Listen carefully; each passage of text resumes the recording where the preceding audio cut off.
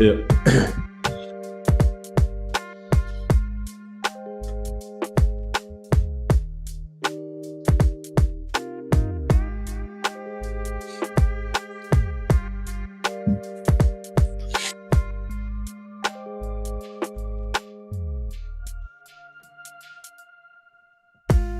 know what I mean? What'd you say?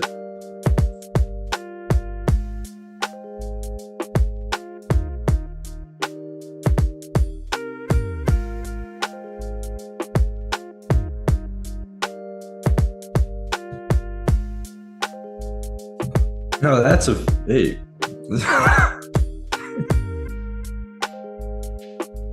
The vape.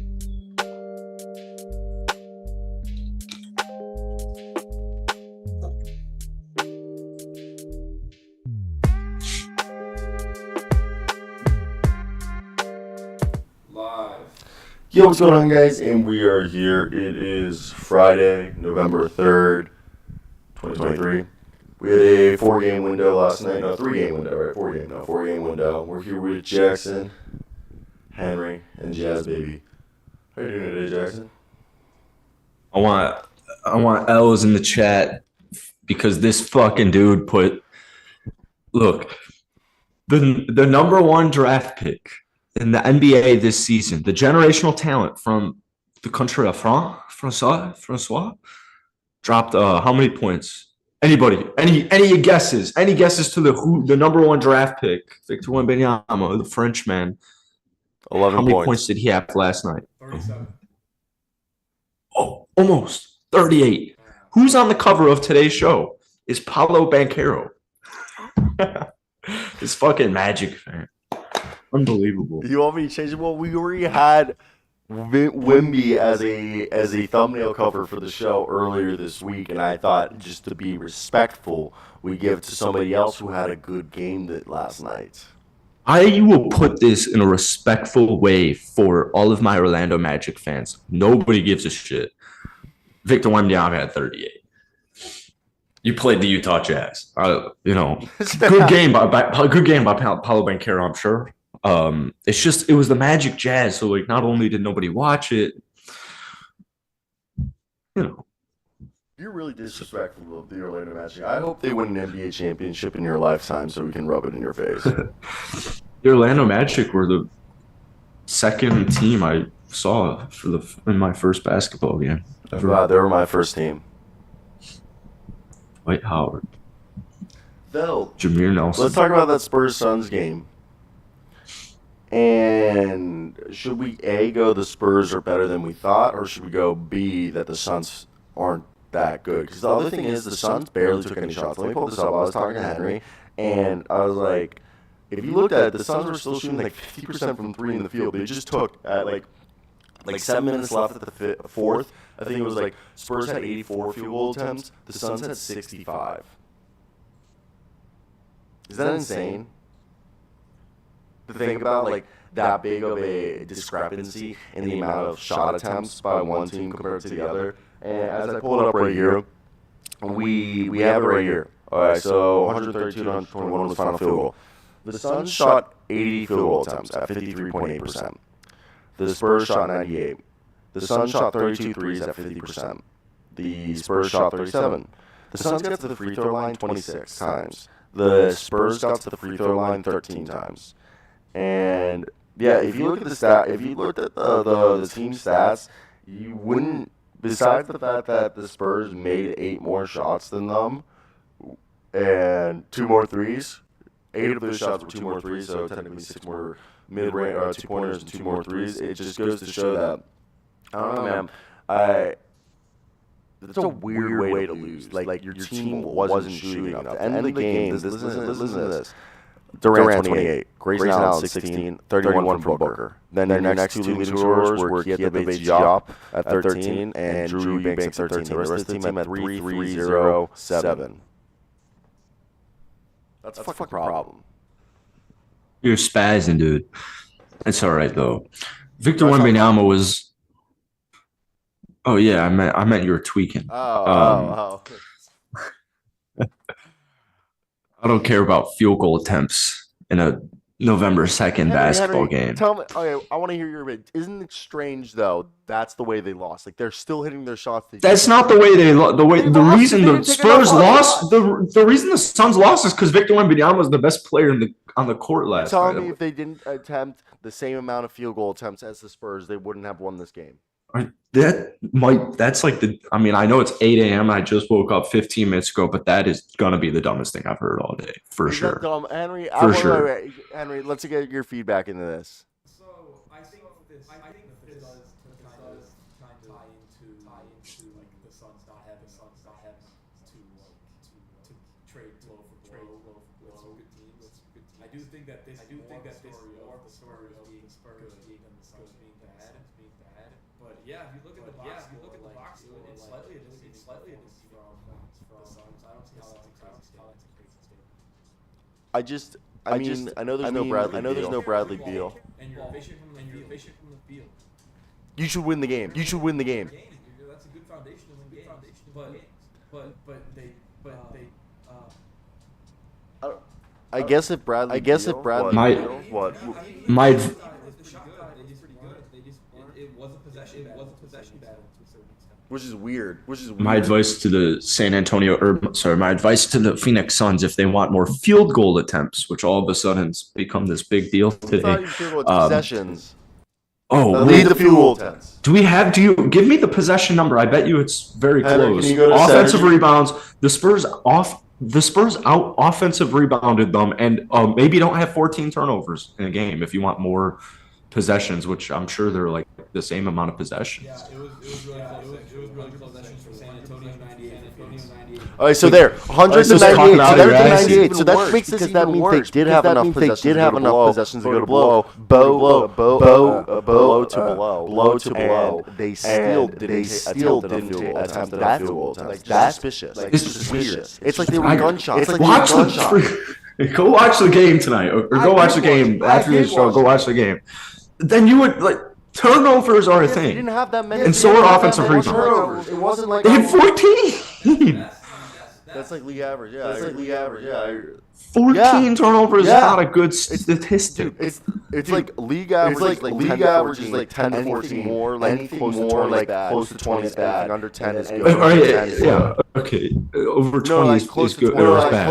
Close to 20, or over 20, and then over 20. Basically under 10. And then league average is like 10. League average is like 10 to 15. 10 to 14. Okay, then take a stab at the Phoenix Suns' current rank in turnovers in the league.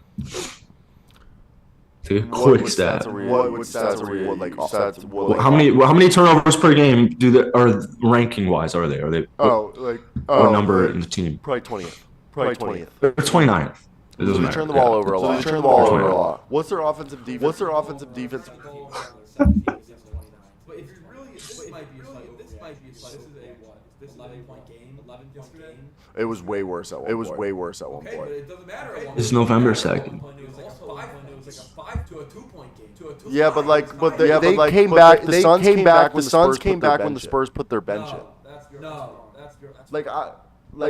really. Dude, the game when I this game was over. Like the Suns over. Like the Suns never were gonna come back. You have got to change a game of runs. When you're in game 15 of the season, no one gets 5 of the season, and nobody gives up the air on the ball with 2 minutes left because they don't care, because they want to go home, and they want to go home. That's why they made basketball. That's why they made, because the players don't even give a fuck when we get to 35 games, because when, like you said, it's a game of runs, and when they realize it's a 15-point run they need to do in 3 minutes, they're gonna be like, die to fight another day. And they'll move on. That's how it is. That's why there's a whole thing about there needs to be more competition. There needs to be more drive during the regular season, because teams will give up. We're right now in the first 5 games of the season, so they'll go for those runs. But in 20 games, the Suns would have checked out at the start of the fourth quarter. Do not make a meta issue out of this, but you cannot say that a 20-point lead at halftime is safe. No, that's just how the NBA is. I will sit here and go. What are you saying, Jackson? Don't make a meta issue out of this. Jackson, what are you saying? I want to say really quickly, I can't hear a word Henry said the entire show, but can't hear Henry? Yeah. Well, like I can hear that he's talking, but what's it sound like? mouse. Once they fix him. I think Ciro's crazy. I agree with I agree with what I gathered from Henry, but it's like I understand what you mean because I have the same sentiment. What was that?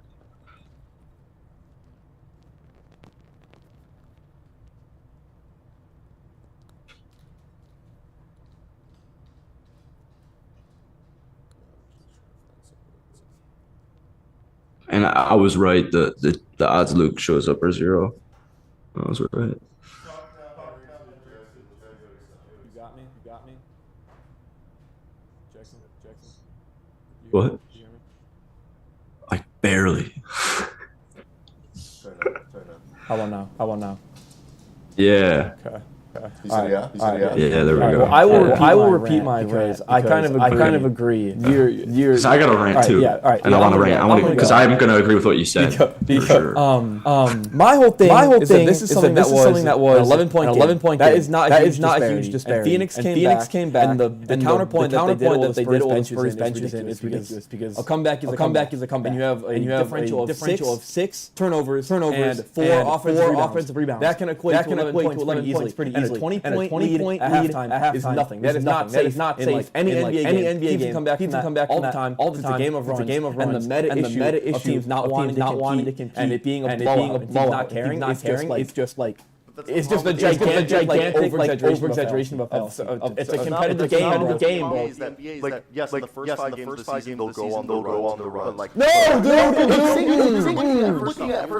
I fully agree with Henry here. Chicago middle of the season. Exactly. And DeMar DeRozan are going to come back on that fucking 25 point run. No, like they know that like if this season, no, they're not. They are. They're playing for their jobs. This is their jobs, and they get paid based on their production of their jobs.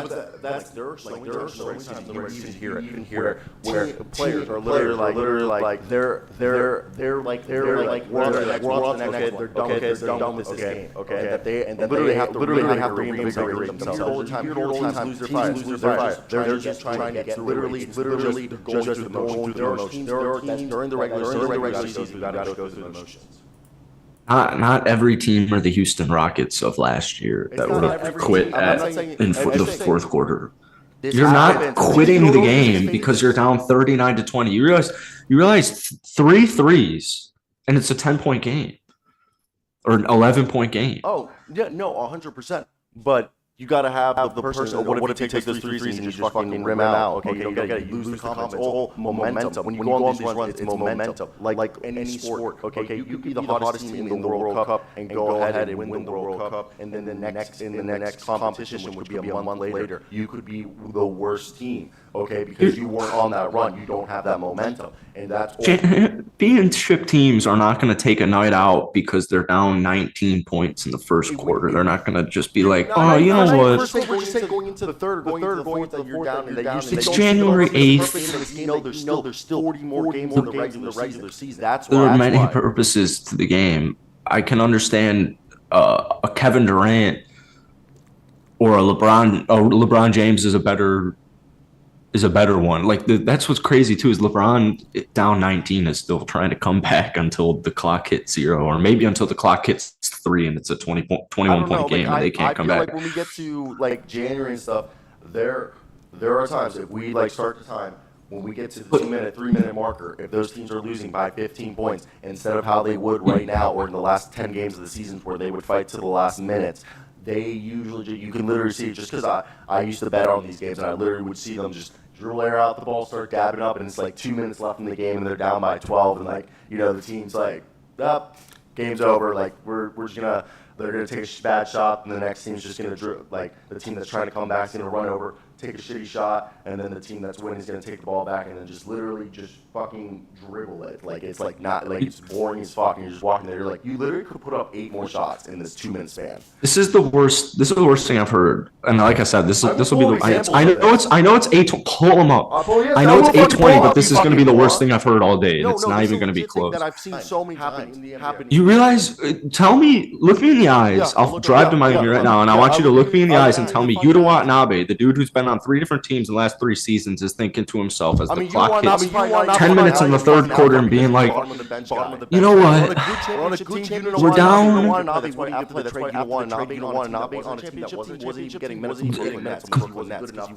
And that's my point, and that's Henry and I's point. That's Henry and I's point. Yuta Watanabe down 15 points is not thinking to myself, you know what? KD and Booker. I have KD, Booker, and Beal. Why do I need? I'll just dribble it out and dap people up. You really? God, Jesus Christ, you're retarded. You remember after the trade with the Brooklyn Nets? Couldn't even. This is irrelevant to your original point. Is the point? This is irrelevant. Who's not going to be out there on the floor. But your logic, your reasoning is completely irrelevant. So then championship caliber players aren't going to try. Who is that? We're talking about out here when we're out on the we're getting to the regular season. And the thing is, it's just like I understand once, but you guys are acting like everyone's locked in 100% of the time, because that's just not it. Okay, NBA players talk about that's a problem. Pat Bev and all these guys with podcasts talk about how they get fucking pissed off when they go to the regular season. That guys are caring more about going out to the clubs and shit like that than fucking locking in on the games. That's a legit problem that the NBA has.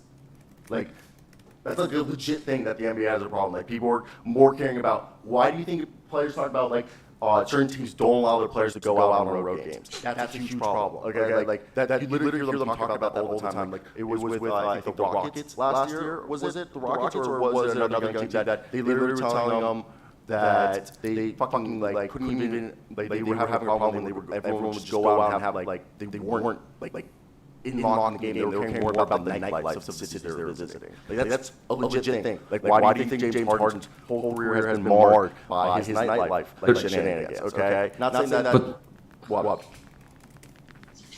But I'm not saying that guys like James Harden don't go out to the clubs and that Kevin Porter Jr. doesn't go out to the clubs. But then there's a reason why James Harden still gets the job done, and that Kevin Porter Jr. is, well, Kevin's not in the league for a different reason, but that's still irrelevant to the original point. Even if Kevin Porter Jr. and the still horrible example, but if the Houston Rockets are down 20 points, they're still. People are playing for more than Celtics is notorious. People are playing more than for nightlife. Like, they're playing for their jobs and their contracts. And so the best competitors are going out there competing. People are going out there competing to win games. Yes. But again, you guys even if you don't love basketball, you still love competing because you're in the NBA. Does not like playing in the NBA. It's not their favorite sport. You're still a competitor. Like, you know what percent of like losing? 0. But you know, I don't. A lot of them like maybe 10. Fucking 1, bro. Yeah, fucking 1, bro. I don't think anyone likes losing. You know how many people are just competent that they're getting competent, that they're getting paid. There's a lot of people who like you know. They still have to do their job is the point. And their job is to come back from 19-point deficits because it's 19 points. I'm not saying that people want to fucking okay, but it's the same way. But it's the same way a fucking game in the NFL, and they put the backup quarterback, okay, who's trying his ass off. No, they're handing the ball off. It's a 30 to 10 blowout. 30 to 10 blowout. Usually just gonna try to let the air out, lead out because they're dying another day. But the backup quarterback isn't thinking to himself, "Ooh, let's just hand the ball off." Decent enough game where he's not fumbling it and he's just doing his coach job because he's the backup quarterback. Exactly. He's not handing the ball off because he's thinking to myself, "I'm not the starter, and we already lost the game, so we're just gonna." They're not really pushing the ball down the field if there's 2 minutes left and it's 38-10 because they know in 2 minutes you can't score 28 fucking points in the NFL. That's moronic. They would just hand the ball off, and they would. A lot of times the backup quarterback, if it's the last possession of the game, and the team knows they can't come back, they'll kneel it out. They know they're going to win that game. But the thing is, we know this. Not down 19. No. Down 19. Dude, if they're down 19 last If you're down 49, It is totally different. if you're down 49 No, it's totally points, different. I'm gonna fucking like spend like a day fucking pulling up all these and just do it and like have the world's most fucking joyful day when I prove to you guys that this does happen. And I'm gonna spend the whole season counting all fucking. it's crazy you're using the 11-point loss as your prime example. Like, But have you guys seen nobody this on the picture of Suns Victor Wembanyama as a child gave up. a Tony Parker jersey. This is weird. Victor Wembanyama has the weirdest jawline. Like, this does The not look like lottery's Vic. rigged. Classic subject deflection. No, I just Yeah. got to. I got distracted by this. What do you want? Let's just change the subject. We all agree that Yusuf Nurkic is way worse than DeAndre Ayton. Yeah, I mean, Yusuf, we all knew that he wasn't going to be as good defensively. I mean, I think Yusuf Nurkic and DeAndre Ayton offensively are very similar players, at least like production-wise. Like not same games, but like output production-wise in terms of scoring. I think they both can put up similar productions. DeAndre Ayton's clearly a way better rebounder at this stage in his career and a rim protector. But it just comes out to you're paying him half the money, so I think that was the whole argument. You're getting a center for $18 million instead of $36 million, so like you're getting similar production. Yeah, Like, I don't think it was worth it. I think domination goes more than 7 and 3 last night, but maybe he wouldn't. I mean, if he's on the floor, we knew that like domination didn't want to be there, so. There was, like, from what I talked to, I remember I talked to a trainer, he said, like, DeAndre Ayton's a nice guy, but, like, supposedly with Monty Williams, he would, like, it's not that he would take himself out from the floor, but, like, Monty, like, wouldn't put him on the floor, you know what I mean? And, like, at first, supposedly the first couple of years when it happened, DeAndre Ayton would fight, but you remember the last playoff series last year where it didn't look like he was fucking bickering, he just looked super pissed, supposedly he just stopped, like, fighting Monty on, like, being benched. And just would, like... Their audio is horrible. Who, mine? Yeah. What's it sound like? Like you're in a mansion talking into 2 mics. What? It does? Yeah, you're echoey, and I imagine you were for that entire rant, which is just going to make it even better.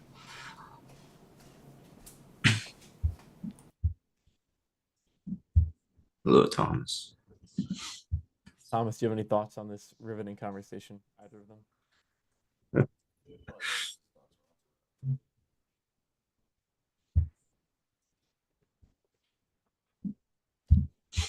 How about now? Did the audio just start doing it? Here, once I'm putting the headphones in. Can you hear me now, Jackson? Yeah. Does it sound better? I don't know. We're not on StreamYard. I gotta go all the way to my phone. Wait, it should just sound normal on your phone. How about now? Yeah, you sound normal. Did the audio just start? Well, you weren't echoey to me. Who said we were echoey? Yeah, you were echoey on the stream.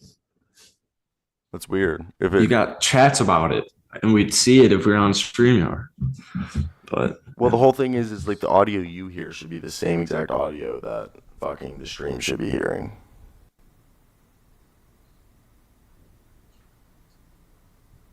Which is just like weird and pisses me off because there's a fucking.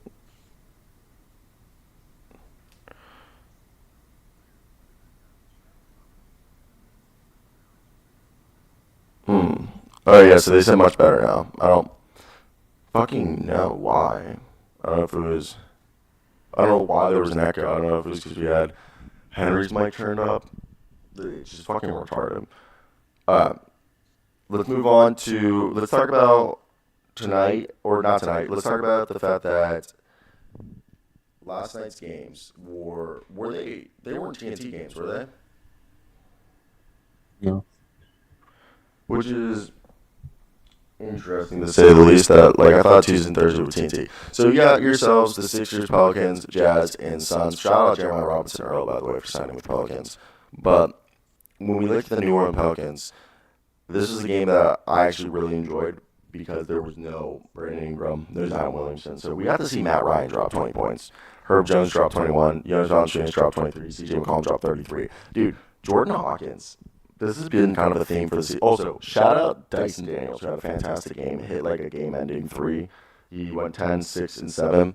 And we also got to see some Kyrie Lewis Jr., which is like shocking. I haven't seen that guy in so long. But Jordan Hawkins right here is a guy that through 5 games is averaging 8.5 points, 3.2 rebounds while shooting 31% from 3. And his like skill that was supposed to carry over was shooting. And they're like running him kind of like a point guard.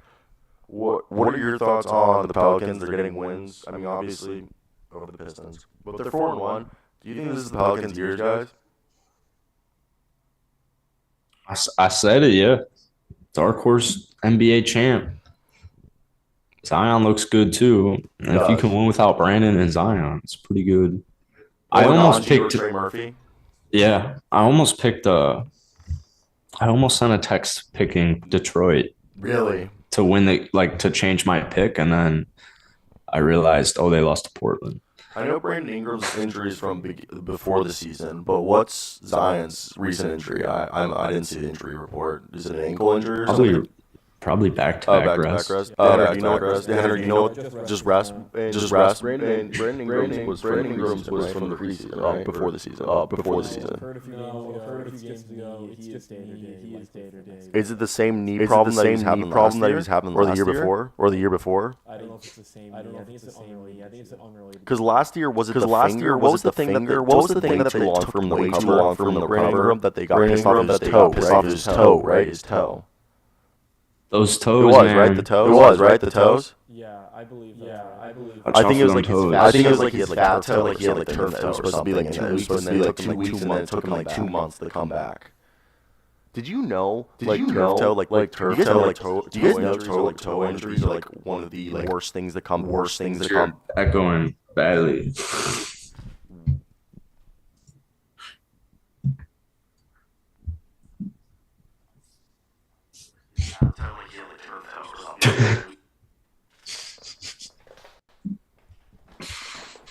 Turf toe.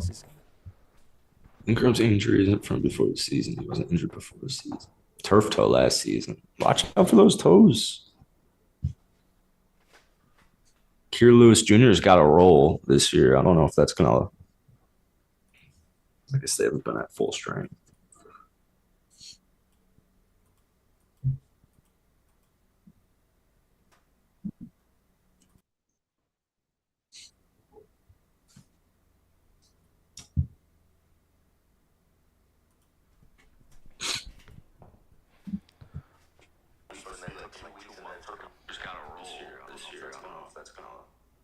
I gotta like test my audio out now. I don't know why it was. Okay, we should be good now. Like I'm saying there's no bounces. That was weird. Getting fucking pissed. All right. I sound like I should be good. Right? Can you hear me, Jackson? I mean, yeah, but you're not. You haven't been echoing to me. Yeah, I don't. I experienced it in the stream, and it's weird because I have no idea why it's happening. So Feeling like sushi for lunch. Thomas Ferris goes. Ciro's gonna lose his shit over this audio. Epic rank incoming. No, I'm fucking pissed because I have all the equipment, following all the instructions that I'm like reading online, or watching videos on, and it's just like I'm still having fucking errors. And it's like supposed to be better, but Armis Jones writes that Brandon Ingram's injury went from a sore knee to tendinitis with Brandon Ingram. And like said, Zion was out on scheduled rest. So with that being said, becoming an issue, something to monitor. I don't know. Like the last year, Brandon Ingram has been injury prone. Brandon Ingram, because Zion's missed so much time, everyone agrees is the spiritual leader of this team, or was at least. Like people literally said this is Brandon's team, not Zion's team. That's crazy because he looks like he does not talk ever. Like just like the way he, he's like covered in tats and he's got the cool hair. And he's always super stoned. Yeah, like. But I made videos last year where Pelicans fans were saying that this is Brandon's team, not Zion's. Yeah, it's easy to say that when Zion's out. I have a feeling that.